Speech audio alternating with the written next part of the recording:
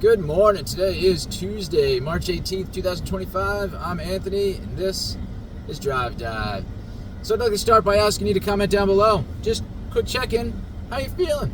I don't know, you can do scale 1 to 10, not so great, awesome, being a 10. Use a couple words, whatever. But yeah, how you feeling? Just curious, want to check in, see if there's anything out there to respond to. Be more than happy to connect. Quick update on my painting project. Stayed up late last night after putting my son to bed. Took about an hour and a half to edge out one wall with my 1.5 inch angled brush. And I'll keep going throughout the week. Hopefully be set up for my desk installation on Friday. But then to just really jump into the book, I want to tell a quick story. The book, How to Win Friends and Influence People, by Carnegie. Chapter 6, I think I'm still in part 1 of the book, chapter 6, where really talks about the golden rule and how you should do unto others as you would do or have them do unto you. And there's also a platinum rule. If you're not familiar, it really says to treat other people the way that they would want to be treated. There are some differences, right, where and some different situations where I think the platinum rule more applies than the golden rule. And trying to think of some examples, the only one that really came up with was like when we're grieving or dealing with some sort of emotional difficulty, where some people want to grieve with others and other people just want to be left alone. And so I might want to grieve with other people, see you grieving, and I come and approach you and check in, and I'm seeming like I'm in your space, and you are the type of person who would prefer to grieve alone. All right, I'm attempting to treat you the way that I want to be treated in those situations, but it's not quite the way that you want to be treated. So I think the solution is, in most contexts, just ask the other person how they might like to be treated, how they might like to cope with or handle a particular situation. And then there's an opportunity to say, oh, well, I typically like to handle it this way or that way, but having now developed this understanding of how you would like to be treated in this situation, how you'd like to approach it. Okay, I can help you by, and figuring that out together. And so it's interesting. I guess Carnegie shares the story about, I guess, just really letting. I think really the message too, how he describes the point isn't as much the golden rule as just saying to let other people know that they're important, making sure other people know that they're important. And I think that's what I'm searching for. I keep calling it validation and such, but letting people know that they're important, that what they do, you notice what they do, you value what they do, appreciate it, and find a way to, let them know it, whether that's saying thank you or really just saying like, hey man, you're important to me, right? Or I noticed this about you and what you're doing, and I'm proud of you. I know I do it a lot with my children. I'm trying to make it a point to do it with some of the adults in my life. I did text my sister-in-law the other day to thank her for a couple of very specific acts at different times, probably a week or two overdue, but I did it. Trying to do that with my wife as well. If she packs my lunch, for me to just say, hey, I really appreciate you taking the time to help pack lunch, or whatever it is, little or big, acknowledge it in some way. The story that Carnegie shares is one of his students running some sort of business and having an employee that really works hard for him, and so he in turn leans on this individual quite often and maybe expects a lot of them, but they're one of the higher performers, and so was shocked when this employee submitted her resignation. He's so taken aback and really feels like he can't accept it without knowing more, without more of an explanation. And so I guess has a conversation with her about the resignation, but clearly communicates like, I cannot accept this resignation. You're far too important to me, to the company, to all of the success that we've had and the growth and the development, et cetera, et cetera. And that was enough to change that employee's mind, have her stay on, and continue the success and such together. And it's seemingly like my takeaway one is again it's those are things that we should be doing all along, right? I mean, if and don't take people and their actions for granted. Really acknowledge the positive. I think some people get stuck in this negative mindset where we only bring up what we or what other people can do better. Hey, I don't like it when you do this. Oh, I wish you would just, can you please stop? As opposed to, identifying, well, one, I think, right, we identify problems without naming any potential solutions, but then two, even just acknowledging the good things. Hey, I really like this, and encouraging people to do those things more often. One, but two, they also know, again, the main lesson, that they're important and their work is appreciated, their efforts are appreciated.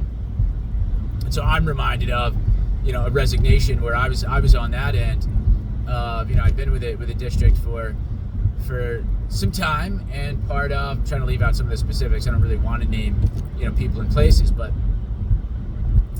I did get to a point after a number of years and working on a lot of projects and seeing a lot of growth, hiring teachers and professional development, going through some scheduling difficulties, but always working things out, and lots of big projects and renovations and technology upgrades, etc. And some real tangible, identifiable, data backed, not just anecdotal, but and qualitative, but very quantitatively measurable growth.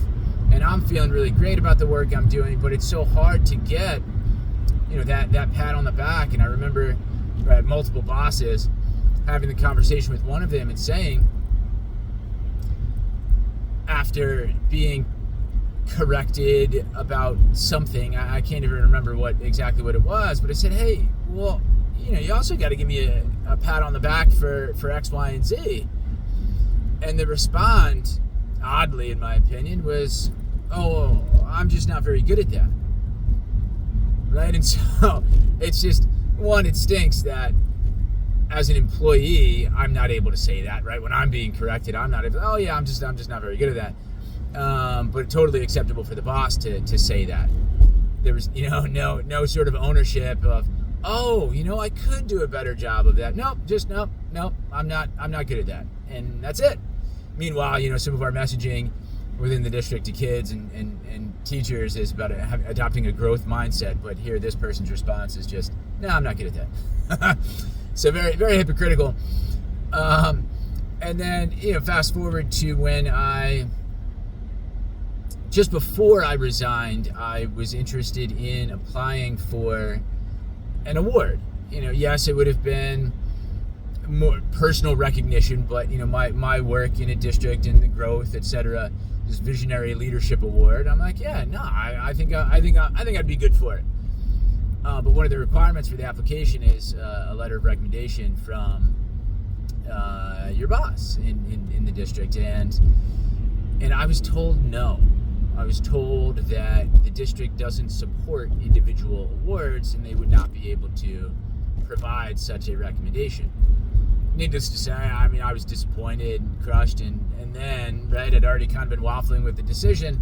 Then I was sure, all right, I'm clearly not appreciated. I'm not important. My work is not, it's just not worth it. So despite a good salary and everything, I just said no. I'm not important here.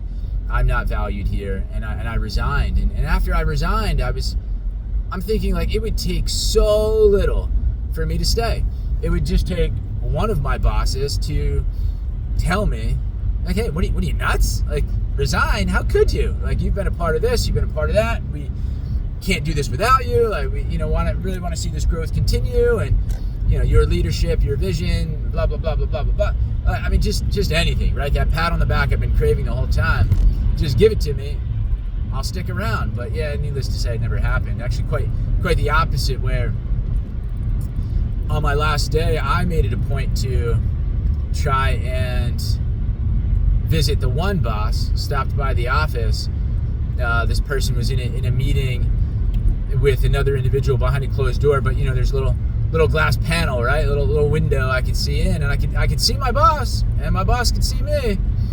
but wouldn't make the time in that moment to just, oh, give me 1 second. This person's leaving the company, leaving the organization. Let me just say a quick goodbye, like nothing, nothing formal, nothing lengthy, just glad you stopped by, have a great day, whatever, right? Something, anything. Couldn't even do that. And then I had a conversation with another boss, this was over the phone, where probably shortly after I submitted my resignation, rather than, have you really thought this through, and you've been really successful here, the district would still be good for you and still be good for your career, like none of the above, just, yeah, you're probably right. I think it's time to go.